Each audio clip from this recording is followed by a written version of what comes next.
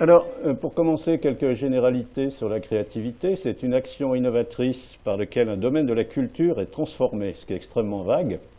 Mais on est devant un problème qui est un problème un peu flou.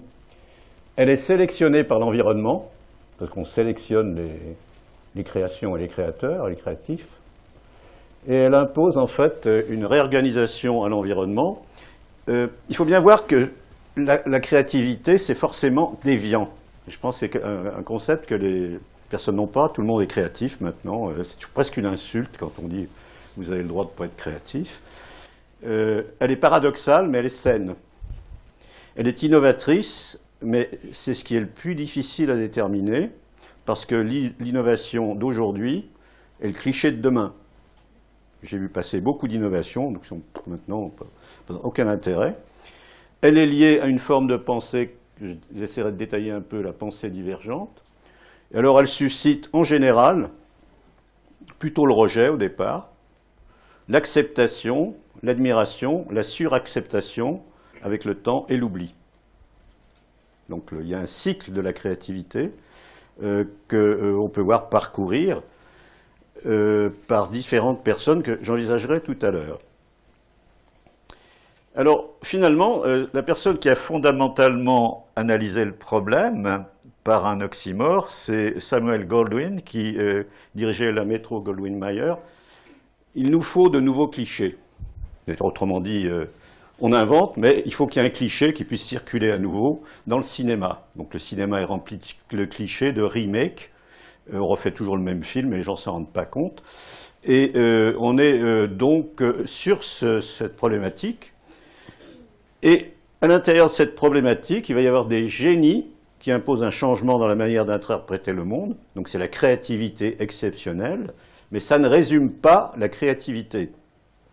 Il y a des personnalités brillantes, stimulantes ou charismatiques dont la créativité est sociale. C'est pour ça que si vous éliminez les personnalités narcissiques en politique, il n'y a plus personne. C'est terminé. Le problème est le degré et de l'acceptable. Donc il y a des personnes qui présentent une créativité technique. Il y a des groupes créatifs qu'on appelle tantôt le collège invisible en sciences, tantôt le cénacle en poésie, tantôt le think tank en politique. Il y a la créativité quotidienne, tout ce qui améliore ou embellit la vie, ce qui est loin d'être négligeable. La vie relationnelle, la décoration, la cuisine, etc. Ça fait partie de la créativité. Et on peut distinguer peut-être une créativité jaillissante et une créativité artisanale, ou la combinaison des deux. C'est souvent une combinaison. Quand on reprend les biographies de très grands artistes comme Léonard de Vinci, c'était aussi de remarquables techniciens et ouvriers au départ. Il ne faut pas dire que c'est purement l'impulsion d'un génie surgi d'ailleurs, etc. Il avait une formation très très approfondie en chimie, des couleurs, etc. Et d'autre part, il est absolument anthropocentrique de dire que la créativité est humaine, parce qu'elle est aussi animale. Les chimpanzés et les grands singes ont inventé le marteau, l'enclume, les plantes médicinales, et peut-être la danse de la pluie, qui est une danse rituelle, et peut-être qu'ils ont une dimension spirituelle. Donc il serait complètement naïf de dire le propre de l'homme, c'est la créativité, son cerveau. C'est complètement à côté de la plaque. La créativité fait partie de la première des 24 forces du caractère décrite par Christopher Peterson. Elle fait partie du savoir et de la sagesse. Alors on peut considérer qu'il y a 8 P qui peuvent décrire l'action créative. Je dis bien l'action, parce que la créativité, ce n'est pas une propriété psychologique, hein, c'est une action. Il y a des actions créatives et d'autres qui le sont moins et d'autres qui ne le sont pas du tout. La potentialité, la personne et la personnalité, la place, les domaines de la création. On ne peut pas être créatif dans tous les domaines, un ou deux, c'est déjà pas mal.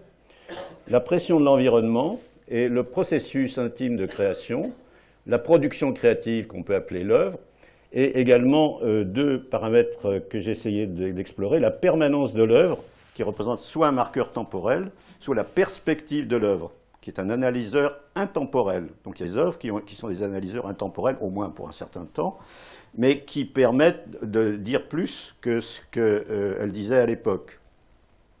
Alors si vous prenez les marqueurs temporels, vous avez par exemple l'œuvre des Beatles, est quelque chose qui est un marqueur temporel, qui restitue un temps, une époque, un style, qui revient d'ailleurs, c'est extrêmement comique de voir la mode de la mindfulness se présenter comme vraiment une percée fondamentale. Quand on a connu l'époque des Beatles et du Maharishi Yogi, moi j'ai fait de la méditation transcendantale à Esalen, hein, c'était à peu près la même chose que ce qu'on voit actuellement sous le nom de mindfulness. Je ne veux pas dire par là que c'est mal, mais ça existait déjà, donc on assiste à l'éternel retour des Beatles et du Maharishi Yogi, parce qu'on n'a pas inventé grand-chose de plus en 3000 ans.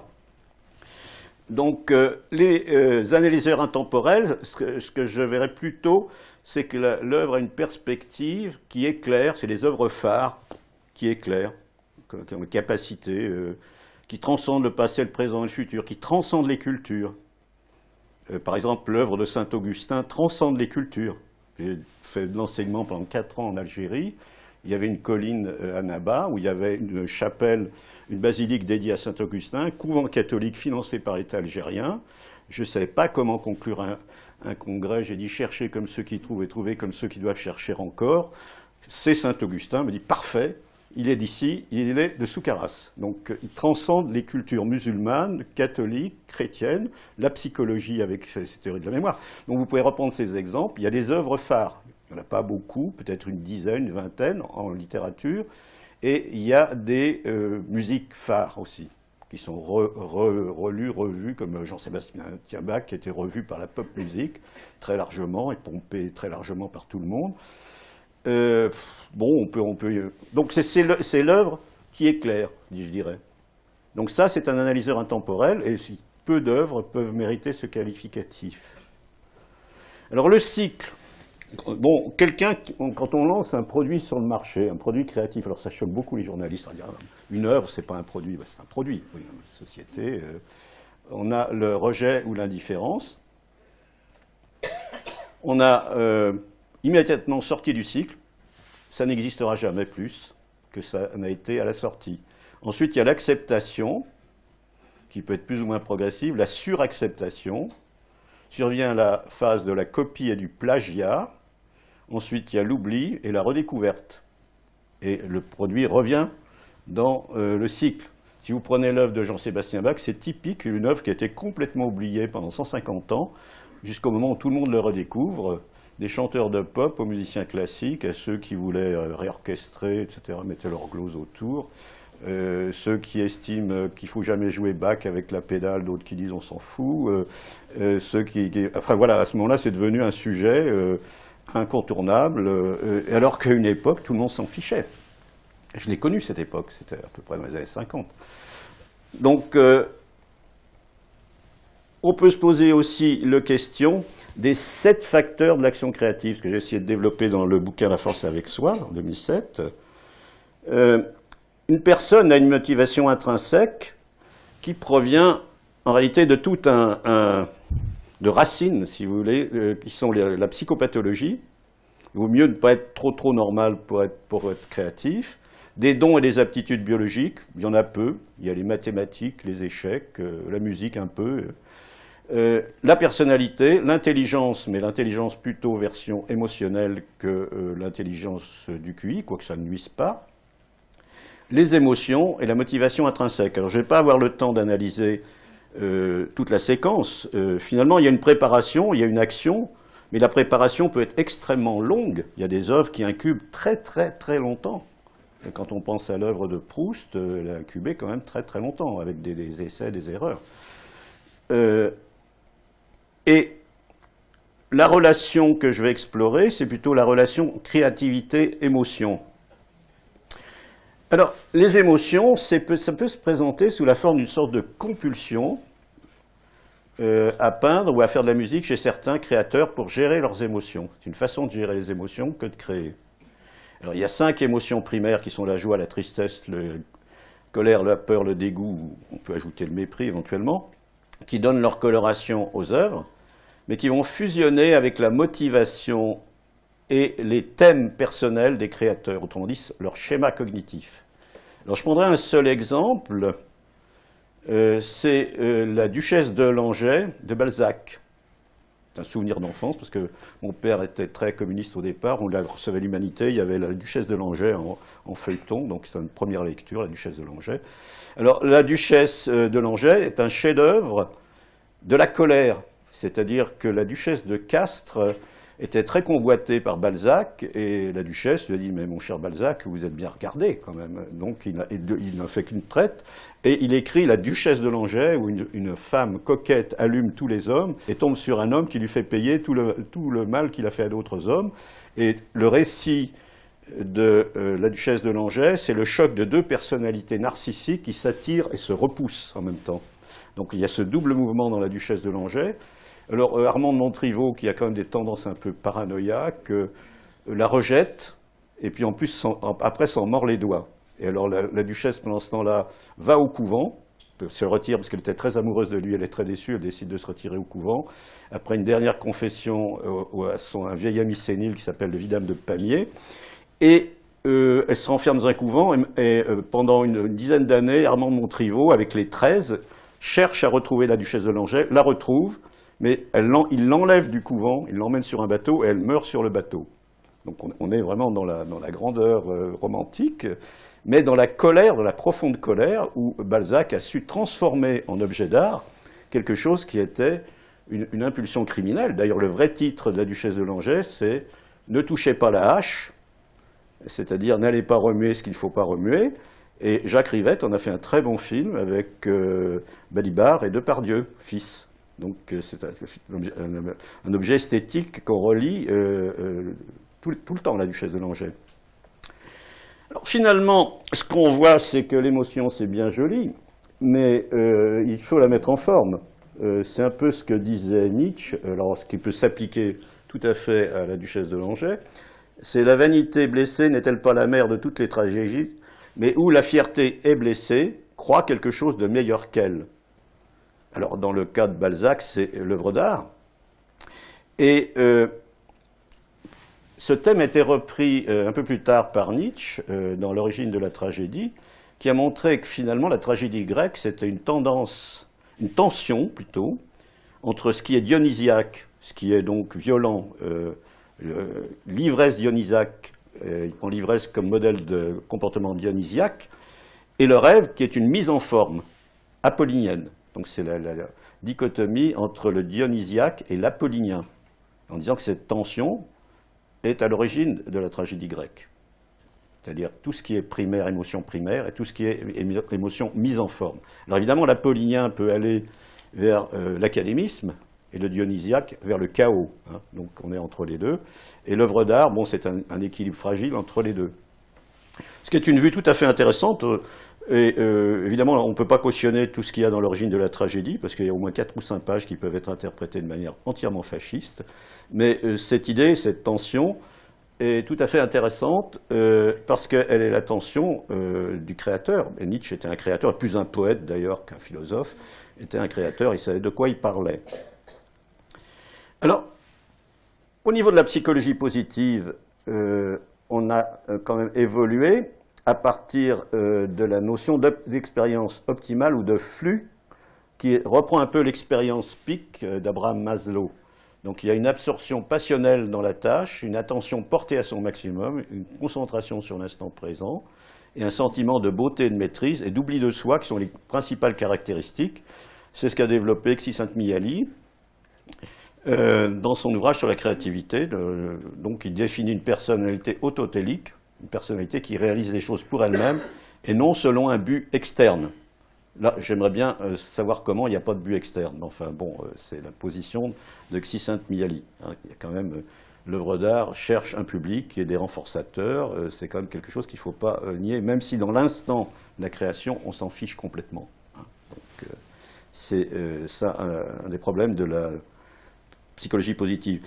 Alors, ce que définit Csikszentmihalyi, c'est la notion de flux qui se situe entre, d'un côté, l'anxiété parce qu'on est incompétent, et l'ennui parce que la tâche est trop facile. Donc il faut maintenir le flux avec une tâche suffisamment difficile, mais suffisamment réalisable pour qu'elle soit un challenge viable. Donc tout le problème de l'éducation, c'est aussi l'éducation aussi des artistes ou même de quiconque entreprend quelque chose de créatif. Alors la personnalité a été étudiée dans ses rapports avec la créativité. Le premier facteur qu'on peut mettre en évidence, c'est l'ouverture, qui est dans le modèle Océan des 5 grands facteurs de personnalité. Donc il y a 5 dimensions, 30 facettes. Donc l'ouverture, c'est la rêverie, le sens esthétique, les émotions fluides, négatives ou positives, les actions novatrices, la discussion des idées, la mise en cause des valeurs. Donc les gens qui ont un haut niveau d'ouverture sont aussi des gens contrariants. Donc on a défini souvent l'ouverture comme la pensée contrarianiste. C'est-à-dire que la pensée contraire. Parce que la créativité, c'est la capacité de passer d'un bout à l'autre d'un schéma ou d'une idée, et de la renverser. Il y a toujours un renversement dans la créativité. Donc on peut mesurer ça avec le néopire, ce qui demande quand même pas mal de travail pour une psychologue.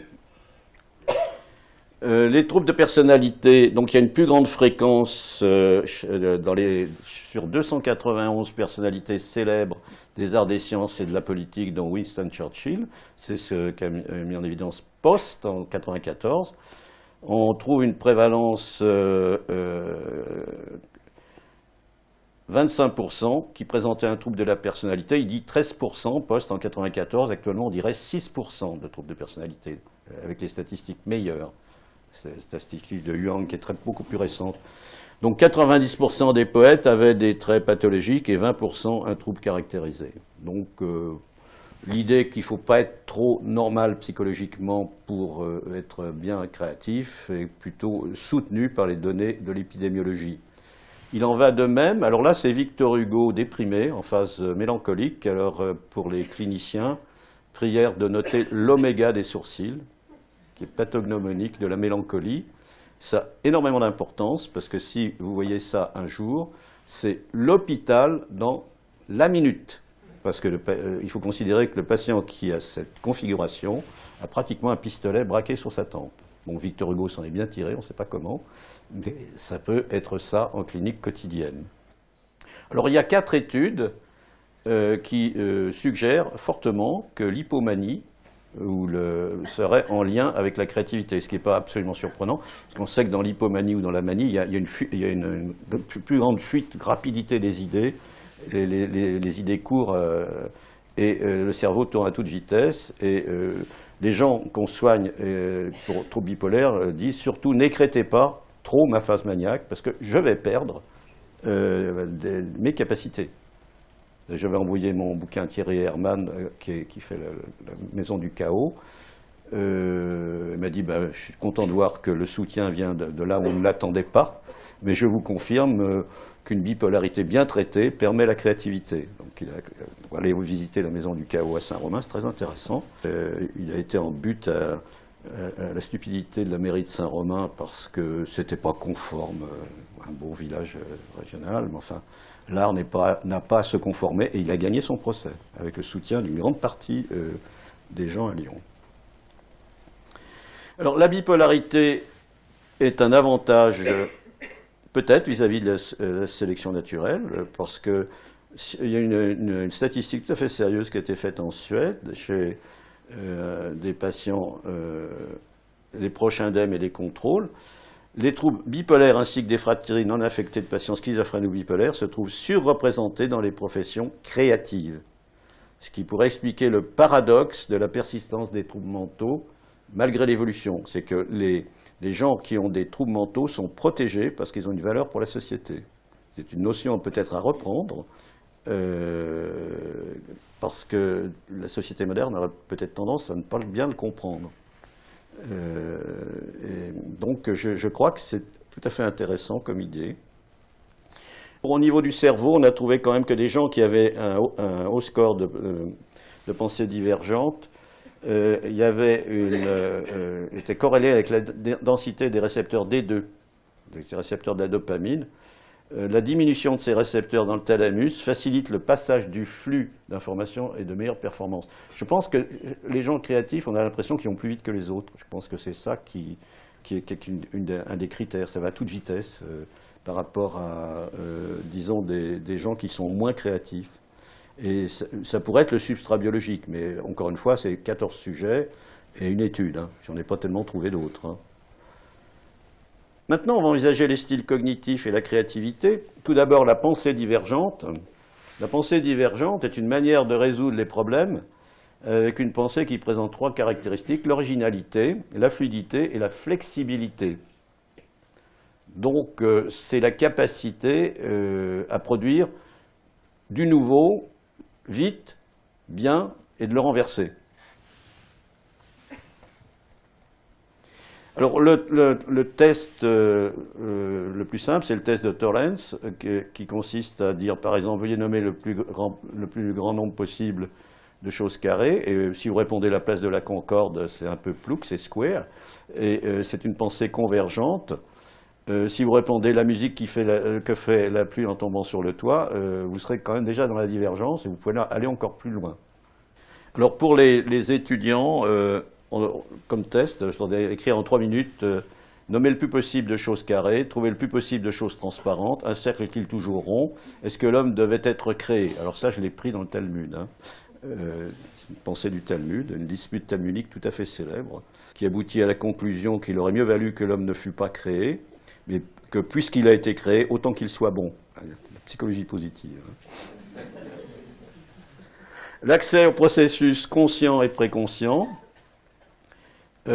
C'est quelque chose qui n'est absolument pas nouveau, parce que le véritable inventeur, contrairement à ce qu'on croit, c'est pas Freud, c'est Janet qui a décrit l'automatisme psychologique dans sa thèse de 1889 et qui a inventé l'écriture automatique, qui a été repris par les surréalistes, qu'on peut retrouver aussi peut-être chez Marcel Proust, qui avait été en thérapie avec un élève de Janet. Et bon, les monologues intérieurs sont devenus, après l'ouvrage d'Édouard Dujardin, qui lui a inventé le monologue intérieur, qui est un écrivain français, qui a écrit Les lauriers sont coupés, un roman qui se passe à Paris où un jeune homme un peu snob va à la rencontre de sa maîtresse en traversant Paris. On a tout ce qui se passe dans sa tête pendant 250 pages, très bien. Ça a été repris par Joyce, qui a d'ailleurs reconnu l'antériorité. Et ça aboutit à une littérature du flux de conscience qui a été très très utilisée dans le cinéma. On peut retrouver une analogie dans thérapie cognitive avec la sonde cognitive de Beck, qui va des émotions vers les schémas cognitifs en passant vers la pensée automatique, le flux de pensée préconscient. Et tous les créatifs savent se servir des processus automatiques par rapport aux processus contrôlés. Le rêve, la rêverie, la pensée du réveil. Moi, j'ai toujours noté mes pensées du réveil, je pense qu'elles étaient plutôt meilleures que les autres, mais enfin bon. L'écriture automatique, c'est-à-dire écrire droit devant soi sans se poser de questions, puis on verra bien ce qu'il en résultera. Il y a des exemples célèbres, c'est le tri du diable de Tartini, où il a entendu une merveilleuse sonate qu'il a transcrit en disant « c'est quand même plutôt moins bien que ce que j'avais entendu en rêve ». Et le rêve de Kekulé, qui a trouvé le cycle du benzène dans une cour d'une rêverie assoupie dans un bus à Londres. Donc ce sont des choses extrêmement connues et banales, je dirais presque. Alors, une autre caractéristique de la pensée créative, c'est Rothenberg qui a mis ça en évidence, c'est la capacité à concevoir simultanément des oppositions au cours du processus créatif. Et il a défini l'homospatialité, c'est mettre dans le même espace des choses qui n'ont rien à voir, et l'homotemporalité, regrouper des choses qui ne sont pas dans le même temps.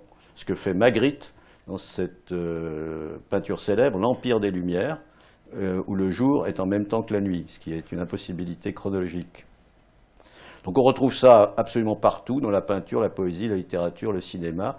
Et Einstein a raconté qu'il faisait des expériences pour la théorie de la relativité, il faisait des expériences en imagination où il a eu l'intuition de la relativité. Donc être capable d'avoir une pensée bipolaire est quelque chose de tout à fait intéressant pour les créatifs, ce qui peut expliquer aussi que les bipolaires, tantôt déprimés, tantôt euphoriques, peuvent être de bons écrivains ou de bons artistes. Et les Nobel, par rapport à des étudiants créatifs, conceptualisent beaucoup plus vite les oppositions. Ils retournent plus vite les propositions. Alors, avec tous ces éléments, qui sont quand même issus des données de la littérature, j'ai fabriqué une échelle. Si on regarde la littérature, il y a à peu près 10 facteurs qui contribuent à la créativité. Tout d'abord, la persistance, l'ouverture, la confiance en soi et l'autopromotion. On retrouve toujours un autopromoteur derrière un auteur. C'est en particulier le cas de Proust, qui, là, de publier à compte d'auteur, a écrit sur lui-même un article dans le Figaro disant tout le bien qu'il pensait de ses œuvres, ce qui fait qu'il a été repris par Gallimard. La pensée divergente, la pensée androgyne, c'est-à-dire être capable de fonctionner tantôt comme un homme, tantôt comme une femme. Si on regarde les milieux artistiques, si on fait par exemple l'exégèse des grands acteurs de Hollywood, aucun ou presque, mis à part John Wayne, presque tous étaient bisexuels à un moment de leur vie. Hein. Ils ont eu des moments de bisexualité et sur un grand fond d'hétérosexualité. Donc ça fait partie un peu du genre, si vous voulez. Sinon, la personne a du mal à entrer dans des choses qui sont un peu plus approfondies dans le jeu. La pensée janusienne, traitement également et recombinaison rapide d'informations, capacité à imaginer des mondes alternatifs, la prise de conscience et la résolution rapide de problèmes, c'est l'insight, et l'accès facile au fonctionnement préconscient et inconscient. Alors j'ai monté une échelle où il y a ces facteurs et j'ai essayé de la tester sur mes collègues. Il apparaît que ceux qui avaient écrit un livre étaient significativement meilleurs à ce niveau-là que ceux qui n'en avaient pas écrit.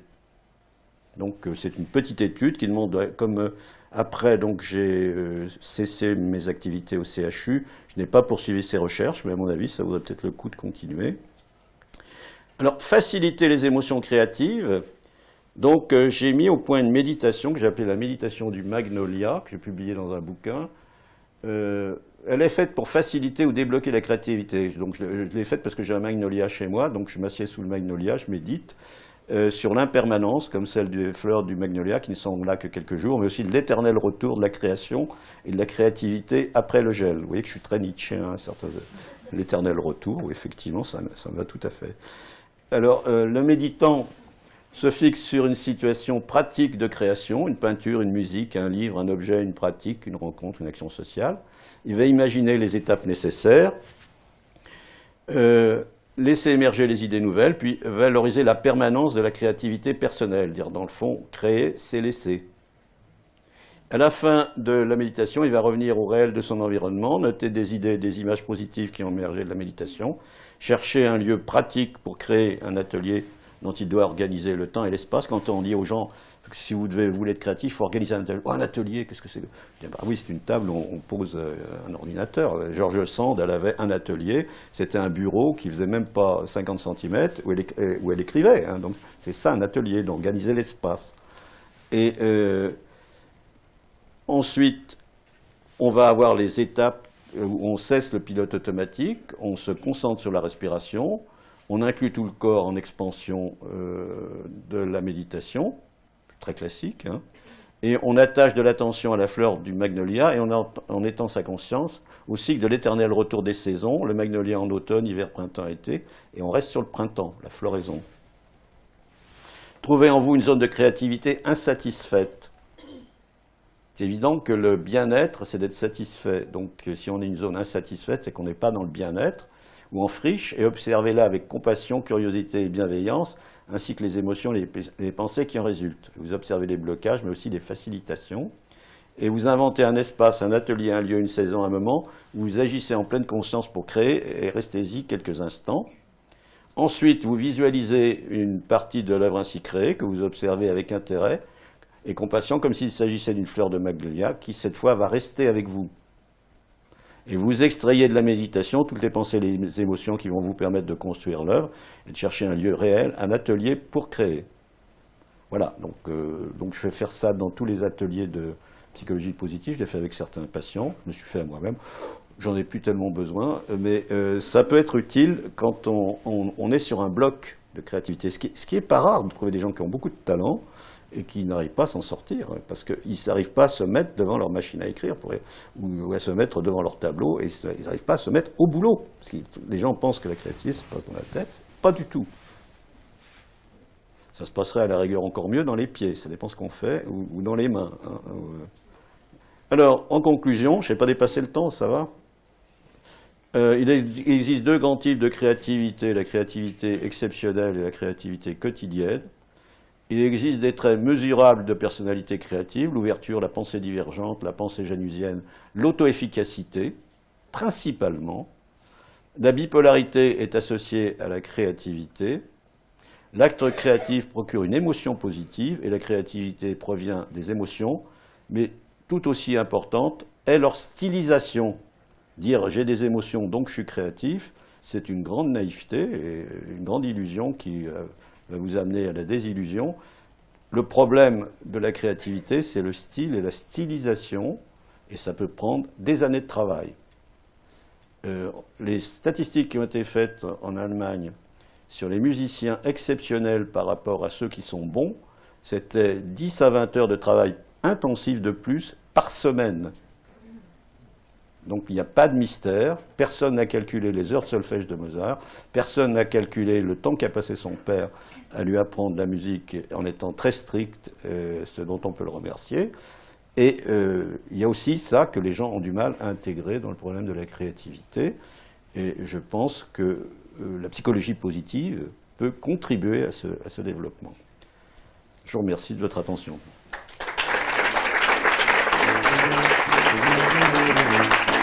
Thank you.